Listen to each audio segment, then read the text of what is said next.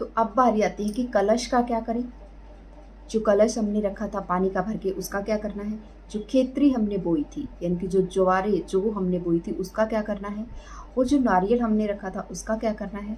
साथ ही साथ भोग प्रसाद किस तरह से हम यूज़ कर सकते हैं, कन्याएं जो आएंगी उनके पूजन किस तरह से करना चाहिए, सारी चीज़ें मैं आपके साथ शेयर कर रही हूँ। सबसे पहले बात करते हैं कि जब कन्याएं आपके घर आती है, मैं कहती हूँ डोर के बाहर ही कोशिश करें।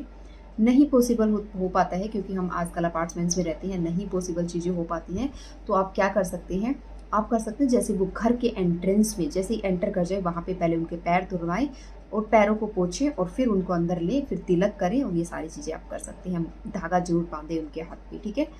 और जब आप कन्याओं को कुछ भी देते हैं, उसमें 11 रुपये जरूर देना।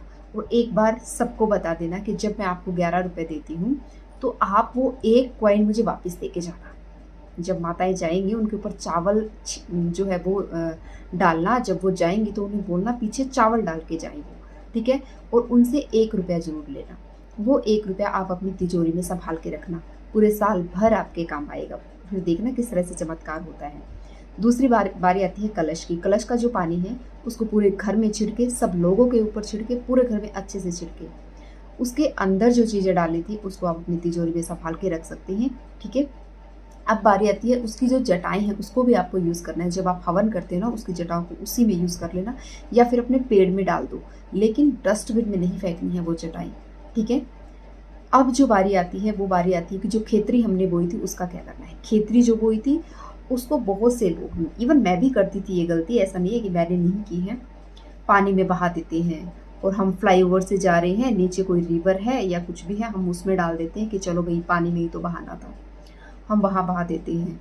और ये बिल्कुल भी सही तरीका नहीं है। देखिए, किसी चीज़ को आपने 9 दिन तक पूजा है, वो भी एक अखंड ज्योत के सामने, तो सावधान होकर करना काम। क्या करना है, उसको आप थोड़ा थोड़ा जो कन्याएं आती है उनको दें, ठीक है। उसके साथ आप थोड़ा सा अपनी तिजोरी में रखें, क्योंकि ये साक्षात माँ का स्वरूप है, ठीक है। इसके साथ जो बाकी बच जाता है, आप उसे गाय को खिला सकते हैं अगर आपके आसपास गाय हैं। और गायें अगर आपके आसपास नहीं है, किसी ऐसी जगह पे रहते हैं, तो आप उसको खुद ग्रहण कर लीजिए। उनको पूरा जड़ से निकाल के धो लीजिए, मिक्सी में चला के उसका जूस बना लीजिए। वो जूस पे लास्ट टाइम भी मैंने ऐसे ही किया था कि मैंने जूस ग्रहण किया था, ठीक है। लेकिन ऐसा नहीं करना है कि आपने इधर उधर फेंक दिए या फिर उसी में पड़े हुए हैं, ये गलतियां मत करना। अब अगर कोई चीज़ रह गई हो तो प्लीज़ आप लोग कमेंट करके पूछ लेना, डेफिनेटली मैं आप लोगों के साथ शेयर करूँगी, ठीक है।